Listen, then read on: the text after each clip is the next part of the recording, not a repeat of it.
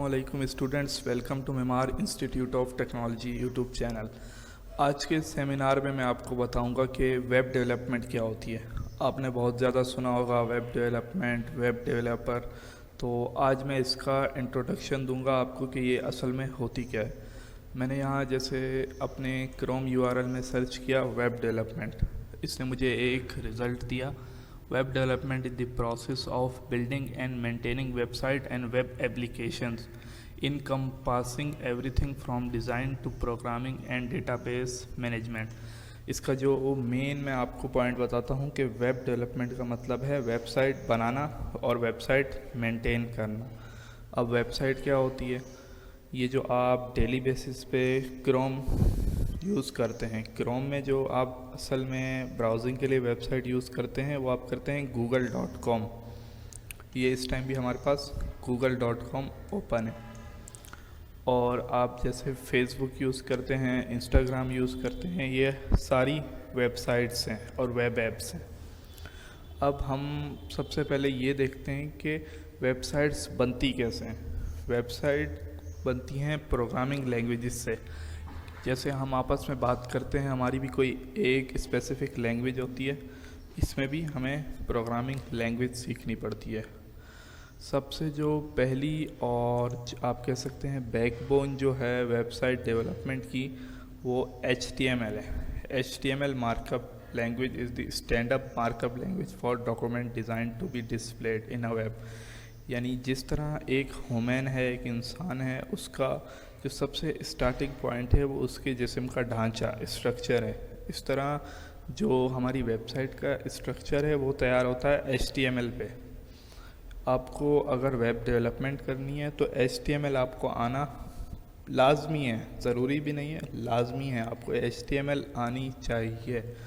अब ये HTML कैसे सीखेंगे और ये वेबसाइट बनाते कैसे हैं, इससे ये आज मैं आपको इसका थोड़ा इंट्रोडक्शन दूंगा।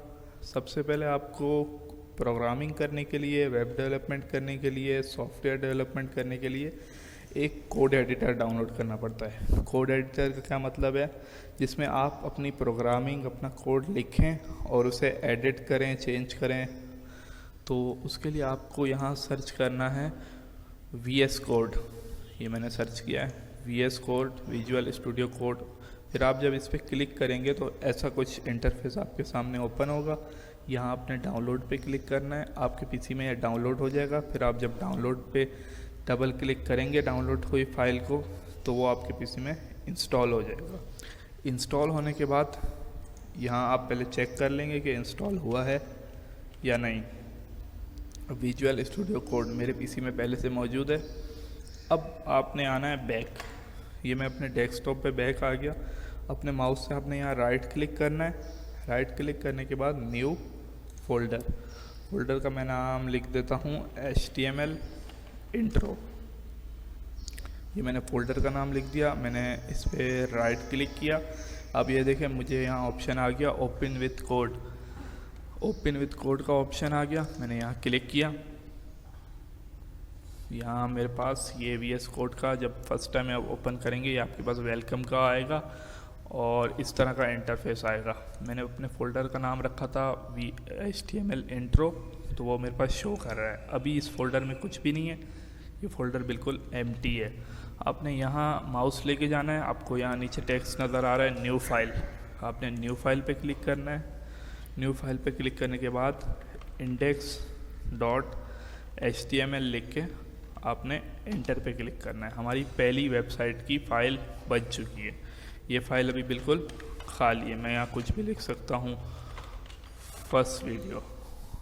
अब सबसे पहले आप जब भी वेबसाइट बनाना स्टार्ट करेंगे, HTML की फ़ाइल आप बनाएंगे, तो आपने प्रेस करना है शिफ्ट प्लस एस्कुलेशन मार्क।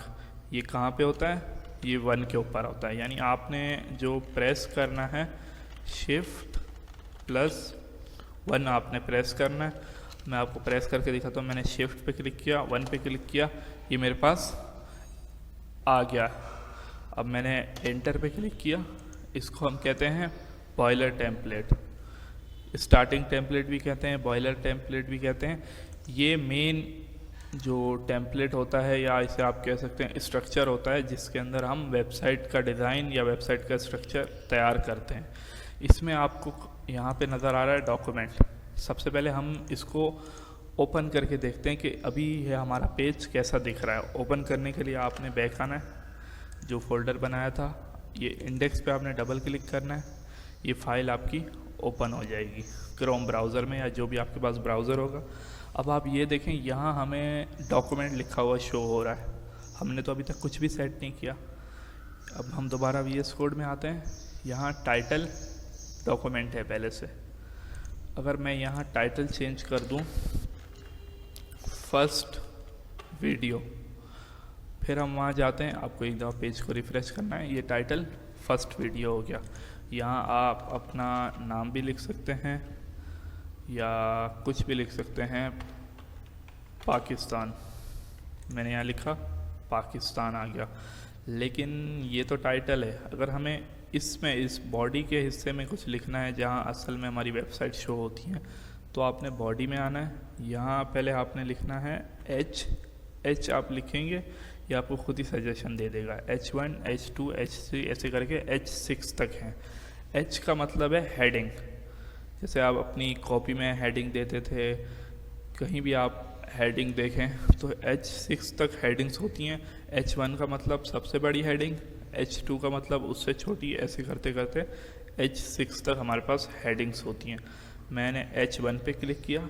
आपने इस बात का ख्याल रखना है, इसके यहाँ सेंटर में मैं आपको लिख के देता हूँ, यहाँ ये जो सेंटर का हिस्सा है इसमें आपने लिखना है, कुछ भी लिखेंगी।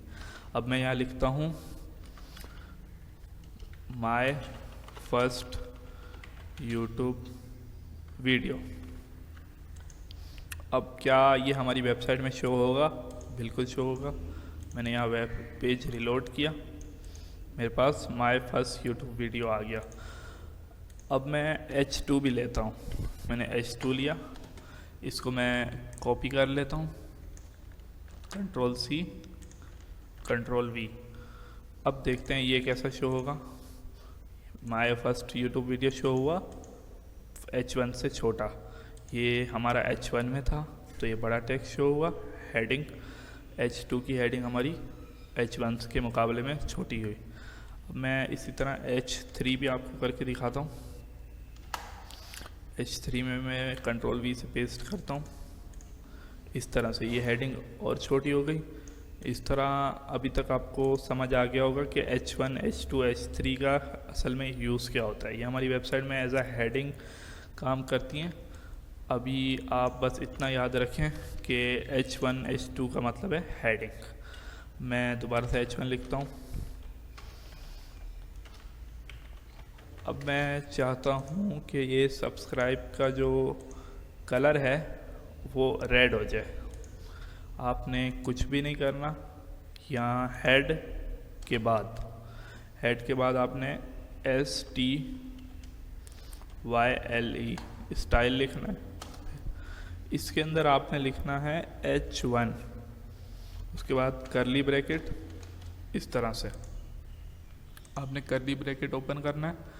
अब मैं देना चाहता हूँ इसका बैकग्राउंड कलर एंटर रेड। क्या बैकग्राउंड कलर शो होगा? बिल्कुल होगा। अब मैंने बैकग्राउंड कलर तो रेड दे दिया। अब मैं चाहता हूँ इसका जो टेक्स्ट का कलर है वो मैं चेंज कर दूँ, कलर वाइट। आप जब कलर लिखेंगे तो वो टारगेट करता है टेक्स्ट कलर को। बैकग्राउंड कलर तो आपको सुनने से ही पता लग रहा है कि बैकग्राउंड में। अब क्या वाइट होगा सब्सक्राइब का कलर? बिल्कुल।